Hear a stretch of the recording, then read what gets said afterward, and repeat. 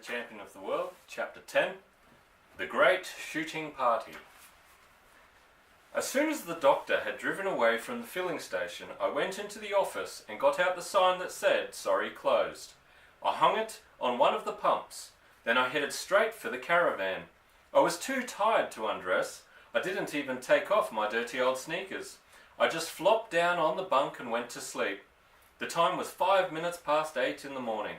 More than 10 hours later, at 6:30 in the evening, I was woken up by the ambulance men bringing my father back from the hospital. They carried him into the caravan and laid him on the lower bunk. "Hello, Dad," I said. "Hello, Danny. How are you feeling?" "A bit woozy," he said, and he dozed off almost immediately. As the ambulance men drove away, Doc Spencer arrived and went into the caravan to take a look at the patient. "He'll sleep until tomorrow morning," he said. "Then he'll wake up feeling fine." I followed the doctor out to his car. "I'm awfully glad he's home," I said.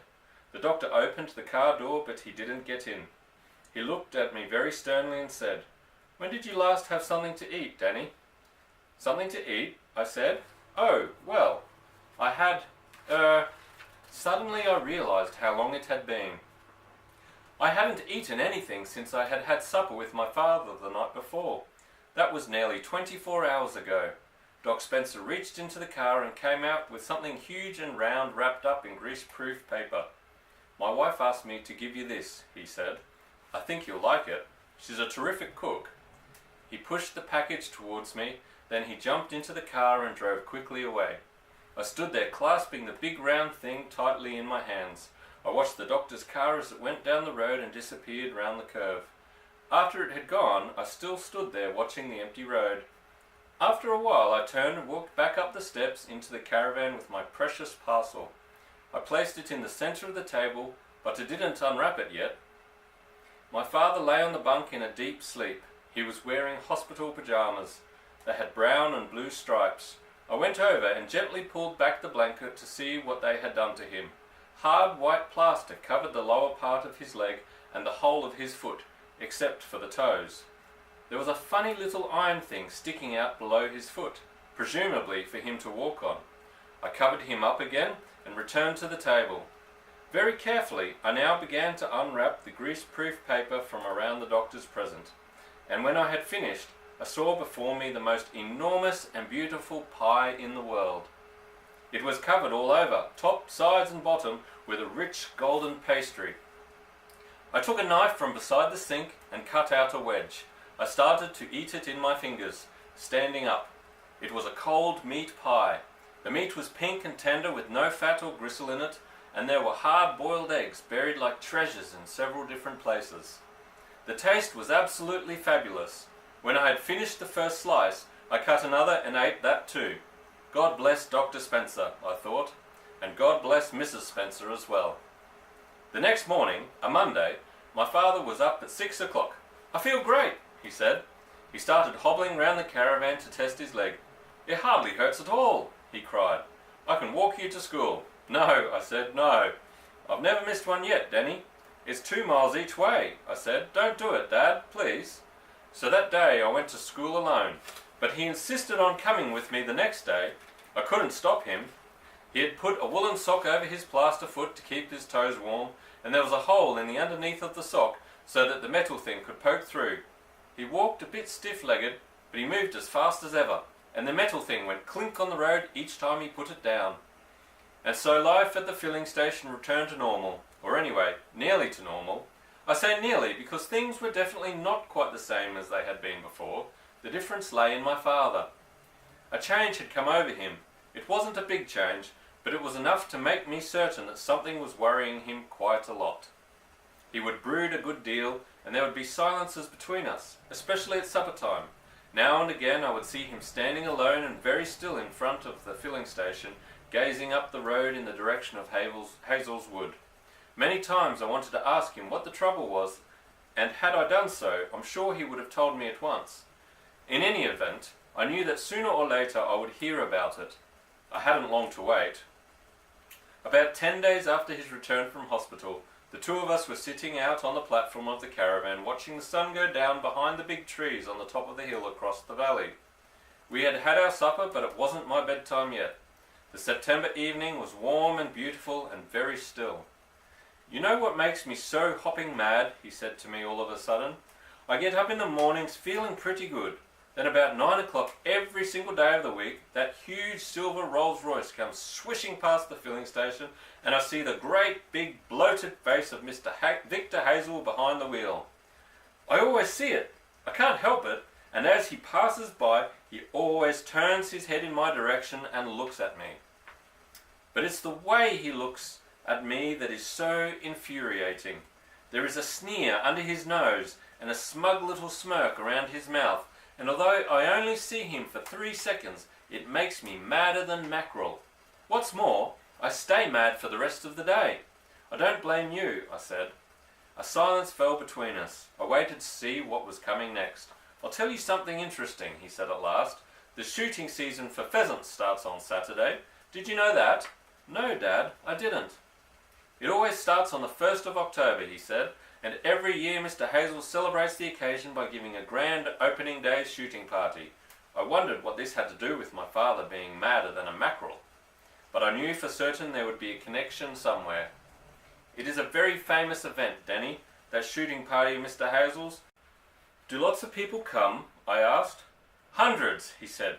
"They come from miles around. Dukes and lords, barons and baronets, wealthy businessmen, and all the fancy folk in the county. They come with their guns and their dogs and their wives, and all day long the noise of shooting rolls across the valley. But they don't come because they like Mr. Hazel. Secretly, they all despise him. They think he's a nasty piece of work." "Then why do they come, Dad?" "Because it's the best pheasant shoot in the south of England. That's why they come. But to Mr. Hazel it is the greatest day in the year, and he is willing to pay almost anything to make it a success. He spends a fortune on those pheasants. Each summer he buys hundreds of young birds from the pheasant farm and puts them in the wood where the keepers feed them and guard them and fatten them up, ready for the great day to arrive. Do you know, Danny, that the cost of rearing and keeping one single pheasant up to the time when it's ready to be shot is equal to the price of 100 loaves of bread? It's not true." "I swear it," my father said. "But to Mr. Hazel it's worth every penny of it. And do you know why? It makes him feel important. For one day in the year he becomes a big cheese in a little world, and even the Duke of so-and-so slaps him on the back and tries to remember his first name when he says goodbye."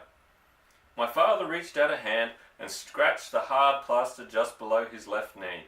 "It itches," he said. "The skin itches underneath the plaster, so I scratch the plaster and pretend I'm scratching the skin. Does that help?" "No," he said, "it doesn't help. But listen, Danny." "Yes, Dad." "I want to tell you something." He started scratching away again at the plaster on his leg. I waited for him to go on. "I want to tell you what I would dearly love to do right now." Here it comes, I thought. Here comes something big and crazy.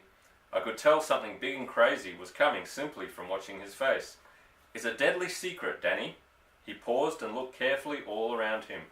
And although there was probably not a living person within 2 miles of us at that moment, he now leaned close to me and lowered his voice to a soft whisper.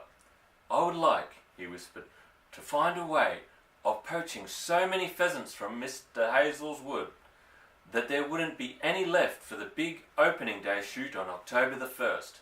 "Dad!" I cried. "No!" "Shh!" he said. "Listen, if only I could find a way of knocking off a couple of 100 birds all in one go. Then Mr. Hazel's party would be the biggest washout in history." 200? I said. "That's impossible." "Just imagine, Danny," he went on. "What a triumph, what a glorious victory that would be. All the dukes and lords and famous men would arrive in their big cars, and Mr. Hazel would strut about like a peacock, welcoming them and saying things like, 'Plenty of birds out there for you this year, Lord Thistlethwaite,' and 'Ah, my dear Sir Godfrey, this is a great season for pheasants, a very great season indeed.' And then out they would all go with their guns under their arms, and they would take up their positions surrounding the famous wood, and inside the wood a whole army of hired beaters would start shouting and yelling and bashing away at the undergrowth to drive the pheasants out of the wood towards the waiting guns. And lo and behold, there wouldn't be a single pheasant to be found anywhere, and Mr. Victor Hazel's face would be redder than a boiled beetroot. Now, wouldn't that be the most fantastic, marvellous thing if we could pull it off, Danny? My father had got himself so worked up that he rose to his feet and hobbled down the caravan steps and started pacing back and forth in front of me. "Wouldn't it though?" he shouted. "Wouldn't it be terrific?" "Yes," I said. "But how?" he cried. "How could it be done?" "There's no way, Dad. It's hard enough getting just 2 birds up in those woods, let alone 200. "I know that," my father said. "It's the keepers that make it so difficult." "How many are there?" I asked. "Keepers? 3. And they're always around." "Do they stay right through the night?" "No, not through the night," my father said. "They go off home as soon as all the pheasants are safely up in the trees, roosting. But nobody's ever discovered a way of poaching a roosting pheasant. Not even my own dad, who was the greatest expert in the world. It's about your bedtime," he added. "Off you go, and I'll come in and tell you a story." That's the end of chapter 10. Good night, sleep tight.